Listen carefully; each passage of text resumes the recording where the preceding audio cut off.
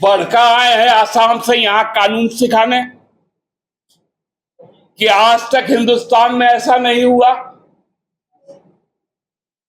तो किसान आंदोलन क्या पाकिस्तान में हो रहा था? मैं हेमंता जी से यह भी पूछना चाहता हूं कि उन किसानों पर, जो लाखों किसानों पर जो एफआईआर दर्ज हुए, उसको वो कहां पर चुनौती देंगे? कि भाजपा डरी हुई है, भाजपा आतंकित है, भाजपा लोगों के सामने आने से डर रही है, इसलिए चुनाव टालना चाहती है। जब किसान आंदोलन हुआ 2020 में, मालूम है एक आंदोलन पे कितने एफआईआर हुए? जब भाषण दे रहे थे तो आंसू गैस के गोले दागे गए। हेमंता जी, आपको मालूम है, फुटेज हमारे पास भी है। बाबूलाल जी जब भाषण दे रहे थे तो मंच के अलावा नीचे केवल सुरक्षा कर्मी और 100-150 उनका जो चालक और ड्राइवर और गार्ड था, वही लोग था। आप सबको सबसे पहले श्री कृष्ण जन्माष्टमी की बहुत बहुत बधाई और शुभकामना। खासकर आप लोगों को इसलिए बुलाया गया कि इस देश में इस साल के अंत में 4 राज्यों के विधानसभा का चुनाव होना है, जिसमें हमारा राज्य झारखंड भी है, साथ साथ महाराष्ट्र है, हरियाणा है और जम्मू और कश्मीर।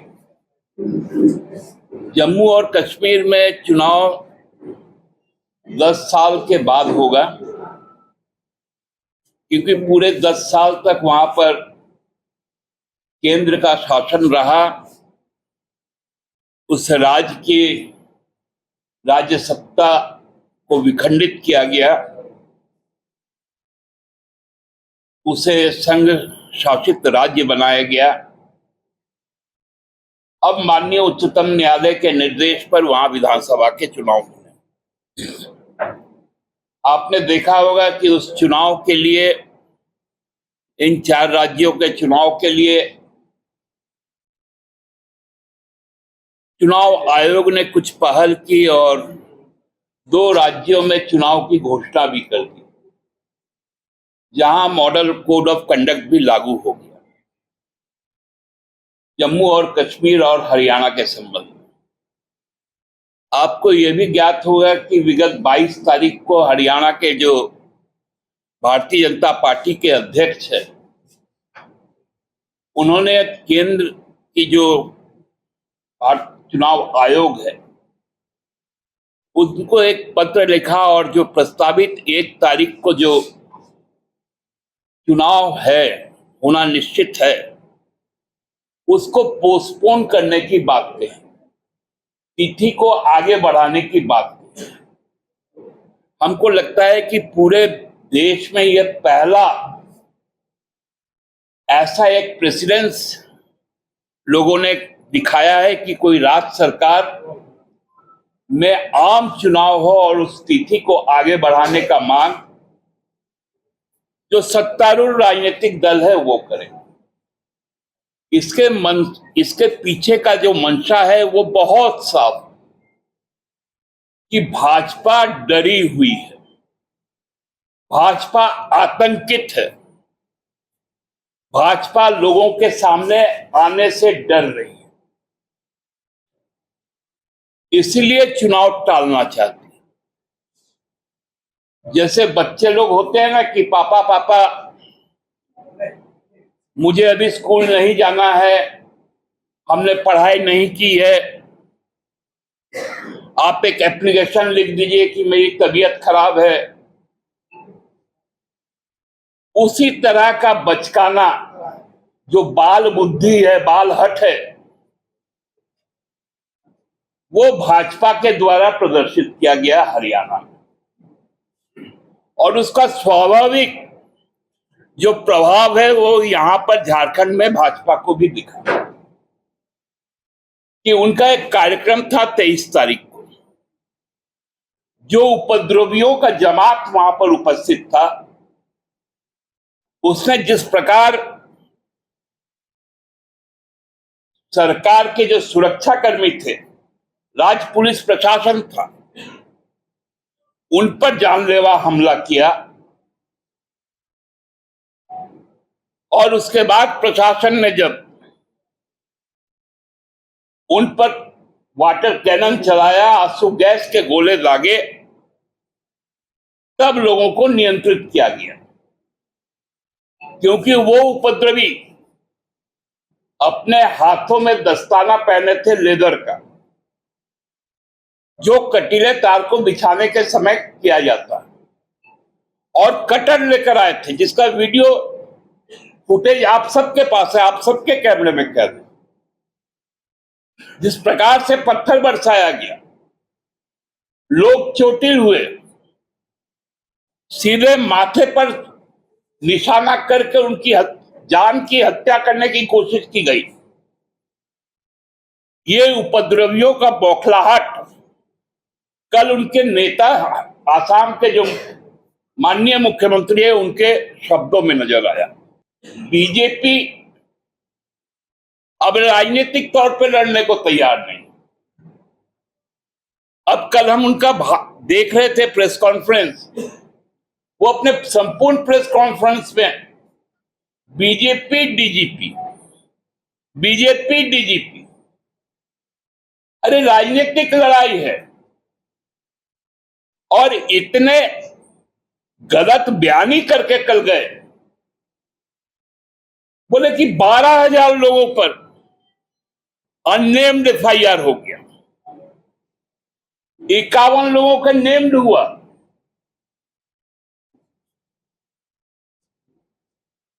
बोले ये 12,000 इसलिए हुआ कि भाजपा को दबाया जा सके। अरे भाई, आप तो पत्थर चलाने पर मध्य प्रदेश में, उत्तर प्रदेश में बिना एफआईआर के घर ढहा देते हैं। इतना में एक एफआईआर से डर गए। हिमंता जी ने कहा कि 12,000 आज तक कहीं नहीं हुआ अननेम्ड। जब आप ही लोगों ने कहा नहीं, खूंटी में 10,000 का हुआ था, तो बोले हम सत्ता से बाहर हो गए। तो हिमंता जी, मैं आपको एक तथ्य और बता दूं, पिछले मोदी सरकार में जब किसान आंदोलन हुआ 2020 में, मालूम है एक आंदोलन पे कितने एफआईआर हुए? दिल्ली पुलिस ने 42 एफआईआर दर्ज किया एक आंदोलन पर, और हरियाणा पुलिस ने 136 और फिर 138 एफआईआर दर्ज किया। कुल मिलाकर एक आंदोलन पे 180 एफआईआर दर्ज हुआ, और उसमें हजारों नेम्ड के साथ लाखों अननेम्ड है। बढ़कर आए हैं आसाम से यहां कानून सिखाने कि आज तक हिंदुस्तान में ऐसा नहीं हुआ। तो किसान आंदोलन क्या पाकिस्तान में हो रहा था? उनको तकलीफ हो गया कटीली तार से, जब आपने नुकीले तीर लगवा दिए रोड के ऊपर, बड़े बड़े कंक्रीट का ब्लॉकेट बना दिया है एनएच के ऊपर, एनएच के दोनों तरफ खाई खुदवा दिया। तब कहां थे हिमंता बाबू आप?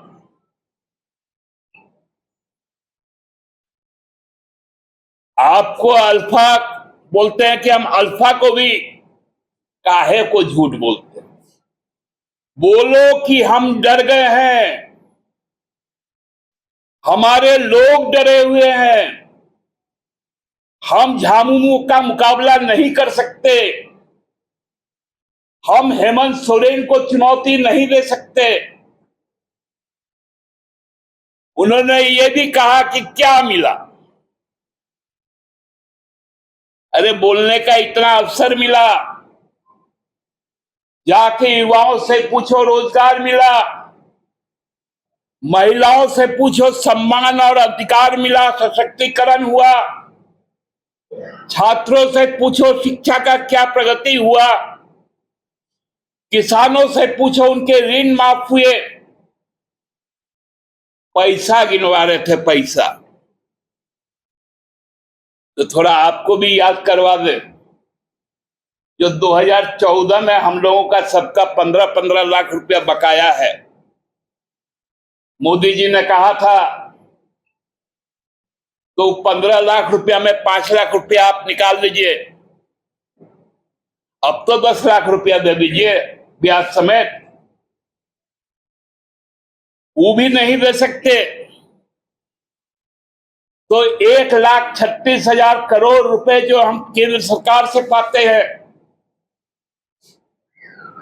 वो पैसा तो दे दीजिए, कोई भीख तो नहीं मांग रहे हैं।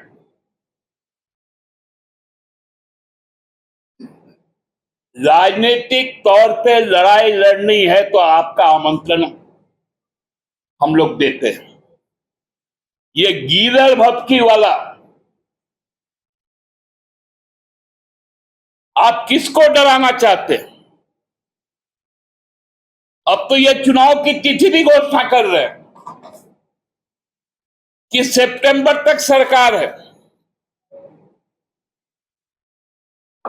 अक्टूबर में आचार संहिता लगेगा।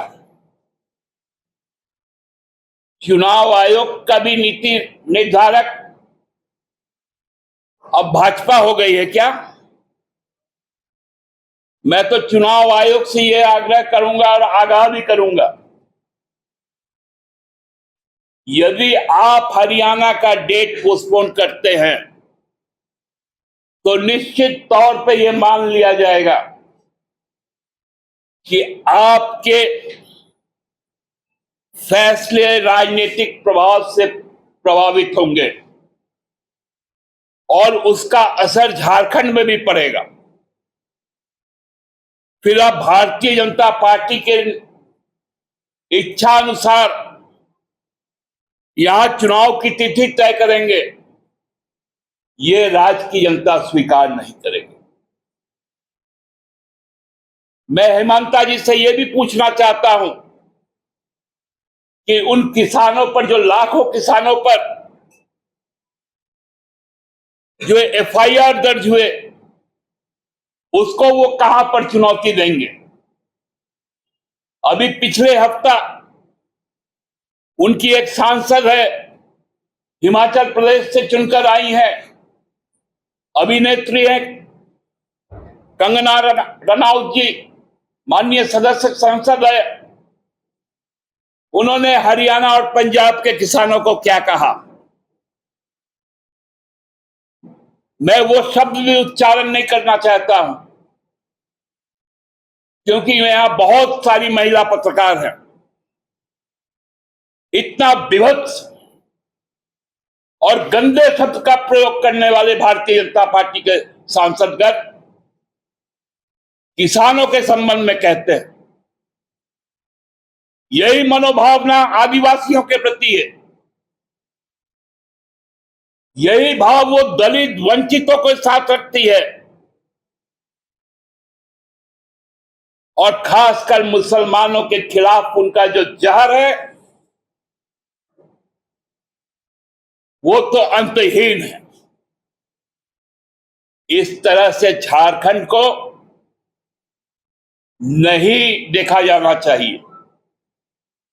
झारखंड समग्र रूप में सबसे पुरानी लोकतांत्रिक व्यवस्था को आदिवासी मूल समाज कायम रखता है, जहां सामूहिकता है, सामुदायिकता है, लोगों में भाईचारा है। वैसे राज्य में आकर इस तरह का जहर बोलने वाला व्यक्ति इस राज्य का कभी हितैषी नहीं हो सकता। ये तो शुक्र मनाइए, ये हेमंत सोरेन की सरकार है। ये यदि भाजपा की सरकार होती तो भर भरा कर भाजपा के नेताओं का मकान तोड़ दिया जाता।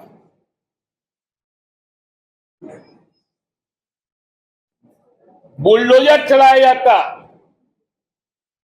जिस प्रकार मध्य प्रदेश में और उत्तर प्रदेश में आप लोगों ने देखा,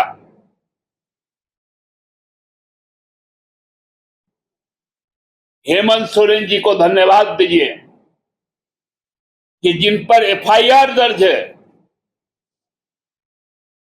वो भी अपनी बात कह पा रहे हैं। मैं तो हिमंता जी से कहूंगा, अपनी नेताओं की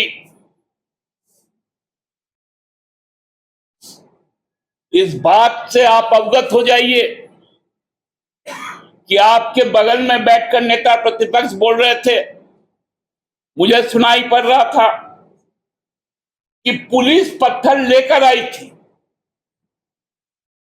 और हम लोगों को पत्थर दिया गया, तब हम लोग पत्थर चलाए। हेमंता जी ये भी आपको बता दे, आप बोले बाबूलाल जी जब भाषण दे रहे थे तो आंसू गैस के गोले दागे गए।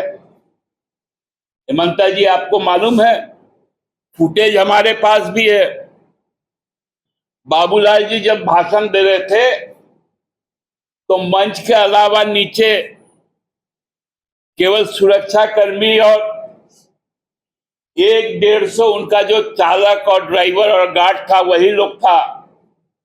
बाकी सभी उपद्रवी गुरुजी के घर के सामने आ गए थे, ऑक्सीजन पार्क के सामने आ गए थे। बाबूलाल जी का भाषण सुनने वाला कोई नहीं था, तो बाबूलाल जी को सुनने वाला कोई नहीं था, उपद्रवी सब यहां था, तो वो बाबूलाल जी के समय में ही कर रहे थे उपद्रव। क्या नेता है आपके पास कि समर्थक नहीं है, उपद्रवी है? तो उस समय आंसू गैस के गोले लागे छोड़े गए। हेमंता जी बताइए ना, जिस कार्यक्रम में आपके प्रभारी, आप तो सह प्रभारी है, असिस्टेंट है, जो आपके सीनियर हैं शिवराज जी, वो रात को यार सुबह क्यों भाग गए? ये बताइए। मुख्य वक्ता के तौर पे तो वही थे ना। जब आपके प्रभारी भाग गए तो आपका नेता का क्या स्थिति होगा? और जब एक एफआईआर हो गया तो आपको आना पड़ गया। जेल से इतना डर, आंदोलन में इतना डर। हमको लगता है इतना संयम झारखंड पुलिस पहली बार दिखाई कि आंसू गैस के गोले और वाटर कैनन चला।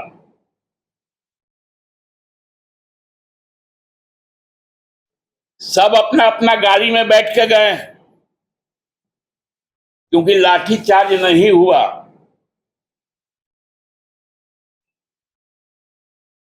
यदि हुआ होता तब आपका स्थिति क्या होता? क्योंकि कम उपद्रव आप लोगों ने नहीं किया, कम उकसावा नहीं किया, आपने बोतलें छोड़ी,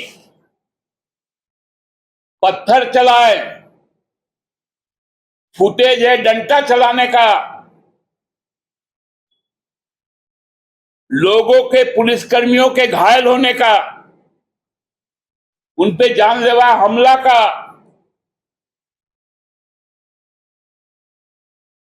फिर भी पुलिस ने संयम से काम लिया और कानून का सहारा लिया। इस कानून से डरिए मत। आप तो बिना कानून के ही कई कई लोगों को जो आपके खिलाफ है यूएपीए लगा देते हैं, जेलों में अपने एजेंसियों से लोगों को डलवा कर रख देते हैं। बिना कोर्ट का सुनवाई का 5 साल 6 साल से लोग जेल में है। फादर सेन स्वामी बिना सबूत के उनका शहादत होता है। ये सब चीजें आपको शोभा नहीं देती आपके मुंह से ऐसा बात सुनने का। इसलिए पराजय स्वीकार कर लीजिए और इस राज को स्थिर रहने दीजिए। बहुत बहुत धन्यवाद।